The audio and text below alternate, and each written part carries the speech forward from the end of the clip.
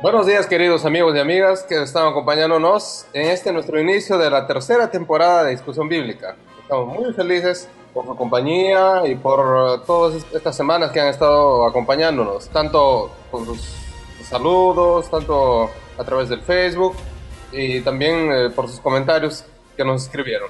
Queremos dar también nuestra bienvenida y nuestro saludo especial a nuestros amigos del Pedregal, del Valle de Majes, que también nos escuchan por la radio Nuevo Tiempo.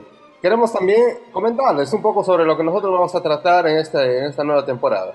Como habíamos dicho en el programa pasado, toda esta temporada nosotros vamos a hablar sobre el libro de Job. Un poco para los que no están muy familiarizados con la Biblia, el libro de Job cuenta la historia de un hombre muy rico, muy rico, fiel a Dios, bendecido por Dios de muchas maneras. Él tenía varios hijos, cada hijo tenía su casa propia, tenía mucho ganado, mucha riqueza, y la fe de este hombre es cuestionada por Satanás delante de Dios. Dios le dice a Satanás, no, mira, Job es un hombre fiel. Y Satanás le dice, cualquiera puede ser fiel si tú le das tantas cosas, ¿no? Si no le dieras tanto, no sería tan fiel. Entonces Dios le autoriza a Satanás que intervenga en la vida de Job y le quite, ¿no?, todo lo que tiene. Satanás destruye el ganado, destruye las posesiones, mata a los hijos de Job, y prácticamente Job se queda sin nada. Y mismo así él continúa fiel a Dios. Entonces Satanás vuelve nuevamente delante de Dios y Dios le dice, mira, le has quitado todo y sigue fiel. Satanás entonces se vuelve a Dios y le dice, claro, a él no le ha pasado nada y está bien, está tranquilo, ¿no? O sea, le pasa desgracia a cualquier otra persona y menos a él, él está bien, él no tiene por qué estar triste. Entonces Dios le autoriza, nuevamente le dio un permiso a Satanás de que intervenga en la vida de Job. Le dice, más no lo mates. Entonces Satanás hace que a Job pues, le salgan úlceras, ¿no? Le salgan unas llagas en la piel que parece que picaban un monte, porque él tuvo que coger un guijarro, ¿no?, un pedazo de arcilla cocida para poder rascarse, porque era muy intenso, ¿no?, le picaba de manera muy fuerte. Y en esas condiciones la mujer de Job le dice, no, entonces maldice a Dios y muérete de una vez. Mas Job, a pesar de eso, dice, no abrió sus labios para maldecir a Dios ni se quejó. No le echó la culpa a Dios, dice, no, Dios, me estás castigando. Y cuando Job ya está en esa situación, vienen los amigos de él, 3 amigos, se sientan con él y están en silencio, ¿no? Por varios días, hasta que, de tanta pena que ellos tuvieron de verlo en esa situación.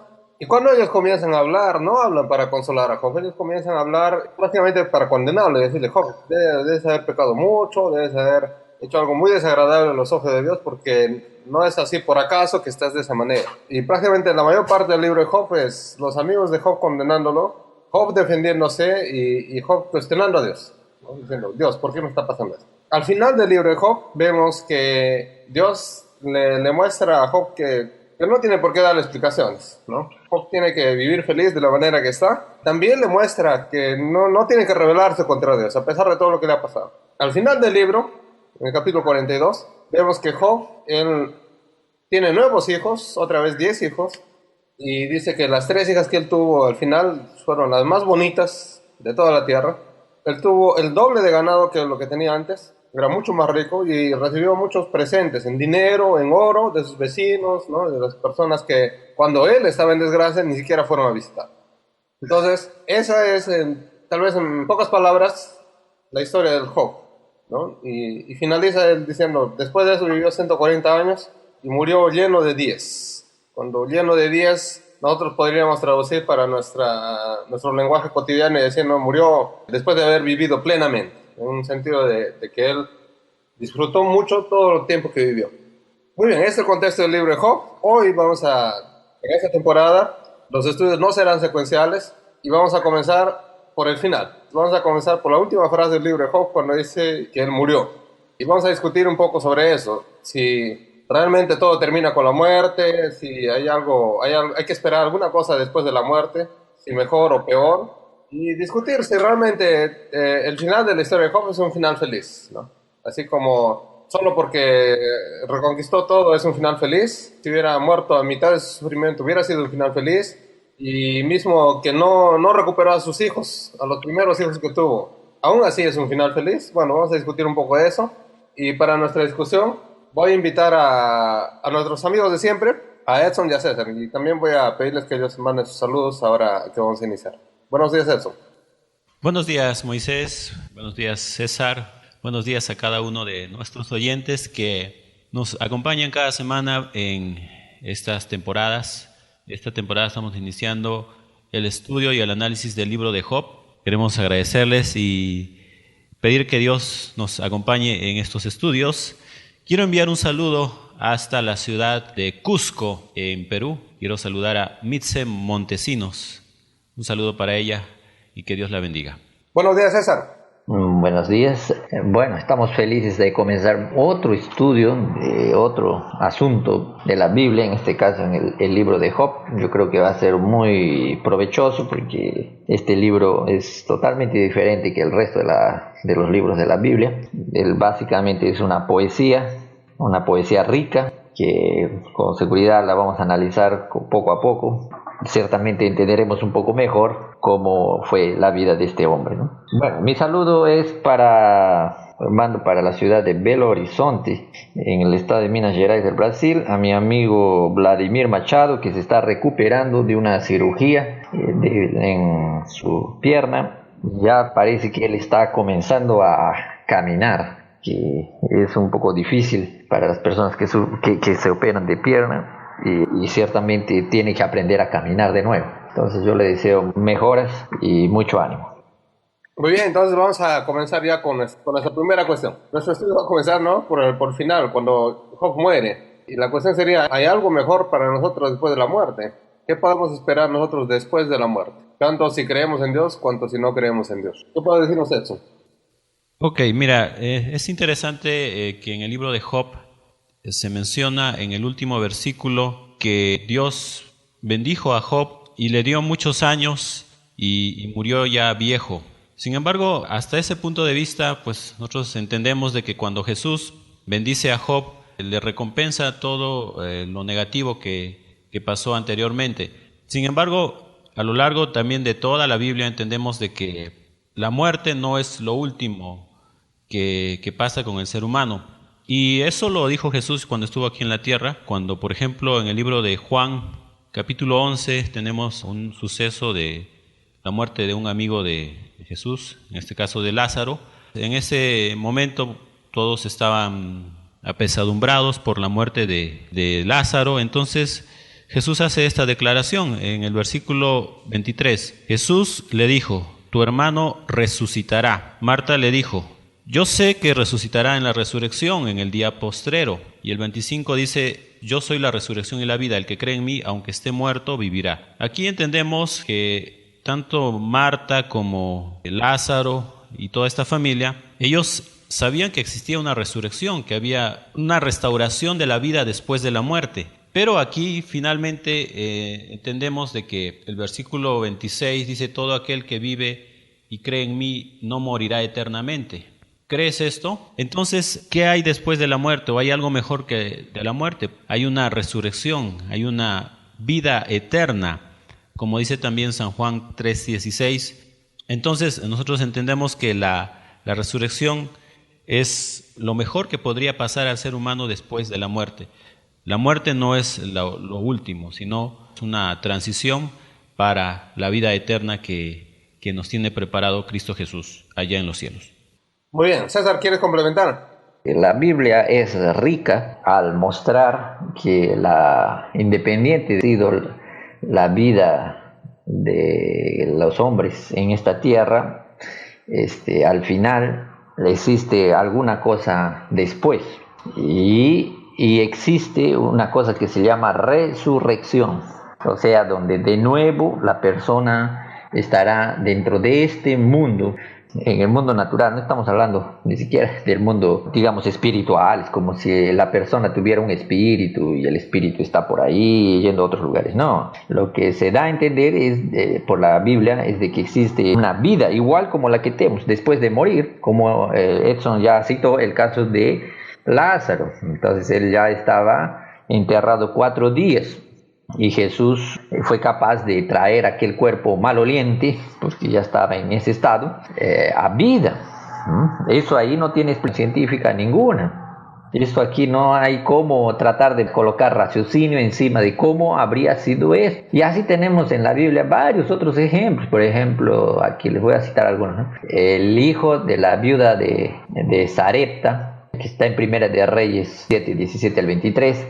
Tal vez quiera decir de la viuda de Naín. De la viuda de Sarepta, también de la viuda de Naín, también hay ese otro caso, que estoy hablando de Primera de Reyes, capítulo 17, versos 17 al 20. Es de la mujer de Sunén que tenía un esposo y que era estéril y que después tuvo un hijo y murió. Es de ella que estás hablando, ¿cierto? Ajá. Aquí nos habla de Elías y la viuda de Sarepta. Y ahí dice, entonces dijo ella a Elías: ¿qué tengo que ver yo contigo, varón de Dios? Has venido a recordar de mis pecados y hacer morir a mi hijo. Dame acá tu hijo, le dijo. Él le tomó entonces Elías en su regazo y lo llevó al aposento donde él vivía y lo puso sobre su cama. Lo llamó a Jehová diciendo: Jehová, Dios mío, también a la viuda a cuya casa estoy hospedado vas a afligir haciendo morir a su hijo. Y entonces se tendió sobre el niño 3 veces y clamó a Jehová: Jehová, Dios mío, te ruego que hagas volver el alma de este niño. Y dice el verso 22 de que el alma volvió al niño y este revivió. Entonces, ese es el caso del hijo de la viuda de Sarepta. Después tenemos el hijo de una mujer sunamita en Segunda de Reyes. Que fue resucitada por Eliseo, no por el... Ajá, por Eliseo. Es Segunda de Reyes 4:32 y yo puedo decir más aquí, ¿no? Tenemos la hija de Jairo, por ejemplo, las 8:49 al 45. Tenemos Dorcas, por ejemplo, Pedro hace esa resurrección de Dorcas. Tenemos de Eutico, aquel muchacho que estaba sentado en la ventana y se cayó. Esto está en Hechos, capítulo 20, verso 9 al 12. Y también nos habla de Hebreos 11:35, que hubieron mujeres que recobraron con vida a sus muertos. Entonces la historia de la resurrección en la Sagrada Escritura, para resurrección a esta vida mismo, es una cosa real, no es una fantasía, ¿no? Estar igual como estaba, con carne, con hueso y todo normal, no un espíritu que pasa a las paredes y que están volando por ahí. No, estamos hablando de personas que resucitaron de hecho y ya estaban dadas por muertos y resucitan. Entonces Jesús, cuando habla en Juan capítulo 11:25, yo soy la resurrección y la vida, el que cree en mí, aunque esté muerto, vivirá. Entonces la garantía de todas las resurrecciones es Cristo. Esa es la explicación más profunda de por qué que resucitan las personas. Porque Cristo es el que garantiza que todos pueden resucitar. Y en el caso de Cristo, todo aquel que cree, como dice aquí, el que cree en mí, aunque esté muerto, va a vivir. Porque para Cristo, como en el caso de la resurrección de la hija de Jairo, que está en Lucas 8:49 al 55, él cuando llega al lugar del cuarto, a la casa de la niña muerta, Jesús les dice: no lloren porque ella está durmiendo. Y la gente se ríe de él. Y Jesús, entonces para Jesús el asunto de la muerte es pues un dormir. No es nada de irse para siempre, jamás, ¿no? Es un proceso temporario nada más, de que descansar, porque el cuerpo es así, la vida es así, la vida terrena, pero en Cristo existe vida eterna, y porque Cristo es vida, Él es la vida. Entonces, para todos los que creemos en Cristo, pues la muerte no puede ser jamás el punto final de la vida de una persona. Muy bien, y me gustaría terminar este segmento citando el libro de Corintios, 1 Corintios capítulo 15, el versículo 13, que dice: y si no hay resurrección de muertos, entonces ni siquiera Cristo ha resucitado. Y el 14, y si Cristo no ha resucitado, vana es entonces nuestra predicación y vana también nuestra fe.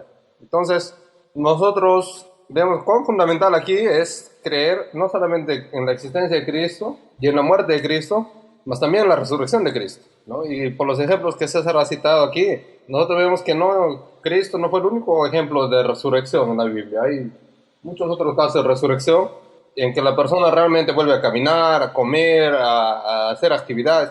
Y ese es de ese tipo de resurrección que nosotros estamos hablando cuando viene algo después de la muerte, ¿no? Ahora, ¿qué acontece? Si nosotros tuviéramos un punto de vista en que todo termina con la muerte, valdría la pena vivir, valdría la pena, por ejemplo, privarse de algunas cosas, ¿no? Decir, no, eso no le gusta a Dios, por tanto voy a abstenerme, o no querer experimentar o alimentos, o pasar por, no sé, exageraciones en nuestra vida.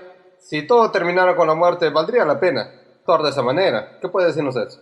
Hay una filosofía humana que dice que si todo va a terminar, si todos vamos a morir, finalmente todos llegaremos a un punto decisivo, pues realmente la vida tiene que ser vivida, diríamos, tenemos que aprovecharla al máximo, ¿no? Sin embargo, desde el punto de vista que nos mencionas, pues el ser humano no entiende realmente cuál es el propósito de vida de cada uno de nosotros. El ser humano fue creado con el propósito de vivir para siempre. Cuando Adán y Eva fueron creados con inmortalidad, es decir, con la capacidad de nunca conocer la muerte, de vivir para siempre. Y si nosotros vivimos en esta tierra y a lo largo de nuestras experiencias tendremos sufrimientos, tendremos situaciones difíciles que afrontar y al final todos moriremos y ninguno tiene ninguna esperanza futura, pues yo creo que ese punto de vista sería muy limitado y muy injusto quizás. Yo voy a leer aquí lo que dice el libro de Romanos, capítulo 8, versículo 18, con respecto a la pregunta que nos haces, si las aflicciones, si la vida en este mundo vale la pena vivirlas y que al final simplemente descansemos. Dice así: pues tengo por cierto que las aflicciones del tiempo presente no son comparables con la gloria venidera que en nosotros ha de manifestarse. El apóstol Pablo nos da una visión un poquito más amplia de que la vida en este mundo o las aflicciones no son comparables, dice, con la gloria venidera que en nosotros ha de manifestarse. Y si nosotros entendiéramos un poquito más esto, sabríamos que en la Biblia se menciona de una tierra nueva y de cielos nuevos, donde reina la justicia. Entonces, no tendría ningún sentido que un ser humano pensara de que pues la vida en este mundo acabará con su muerte y pues ese será como el punto final. Aquí el apóstol Pablo nos dice: disfrutaremos de una gloria venidera, la cual se manifestará en cada uno de nosotros. Entonces yo creo que si nosotros entendiéramos y comprendiéramos mejor el panorama bíblico, anhelaríamos buscar esa nueva vida, ese encuentro que tendremos con nuestro Dios. Y solo así yo creo que sería solo una parte de nuestra existencia el morir, porque probablemente muchos de nosotros pasaremos por la muerte, pero ese no será el final. Lo que viviremos aquí no será comparable con lo que viviremos allá en el reino de los cielos. Muy bien, eso significa que vale realmente la pena vivir y pasar por los sufrimientos y soportar todo, mas solamente, sí, solamente hay la esperanza de la resurrección. César, ¿habría la chance de una vida plena, una vida feliz sin esa esperanza? No, esperanza, pero es que todos aquellos que creemos en Cristo Jesús tenemos una otra forma de encarar la vida, ¿no?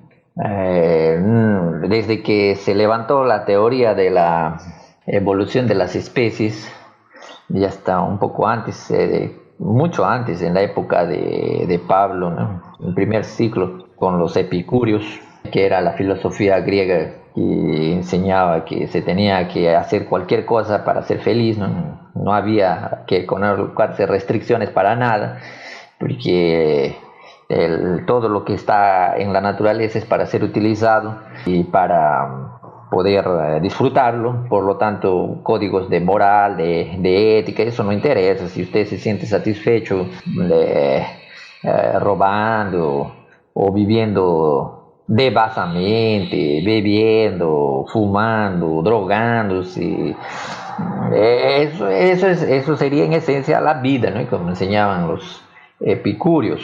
Y ellos eran personas pues muy inteligentes, muy bien estudiaban, pero su forma de vida era un total caos, era caótico. Entonces, y cuando también la teoría de la evolución viene y nos cuenta de que nuestro antepasado sería, en verdad, el origen serían los animales. Entonces, prácticamente nosotros ahora hasta creo que aceptamos la idea de que somos un animal evolucionado, y ese tipo de cosas destruyen el principio cristiano o el principio de que existe una cosa más allá de este mundo terrenal. Y eso ahí la nación judaica lo entendía muy bien, por eso que tenía unas leyes bien estrictas, ¿no? Los pueblos vecinos del pueblo de Israel, como filisteos, amonitas, moabitas, ¿no? Egipcios, en fin, tenían una vida que eran más liberal. Ese tipo de pensamiento de que tenemos que aprovechar lo máximo esta vida, no importa a cualquier precio, eso es realmente la destrucción de la sociedad, porque cada uno tiene su propio sueño, su propia voluntad y lo va a querer ejecutar. Entonces, no podemos pensar de esa forma. La Biblia es un libro que ya tiene más de 3.500 años y ella hasta el día de hoy continúa viva.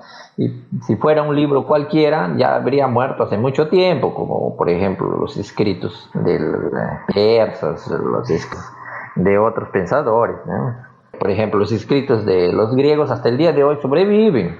Hasta Sócrates, que no escribió nada, sobrevive, porque son pensamientos, pues, sabidurías que permanecen en el tiempo, o sea, son cosas reales que existen. Y las cosas que son llamadas de ideología son dadas, son modas, son una época y después desaparece y después nadie se acuerda más de la persona. Entonces, yo creo que nosotros no debemos dejarnos influenciar por esa forma de raciocinio, que la verdad es una mentira, que esta vida se resume a lo que vemos y tenemos hoy día, de que después de eso no hay nada. En Eclesiastés 12:13 dice: el fin de todo discurso que has oído es este: teme a Dios, guarda sus mandamientos, porque esto es el todo del hombre.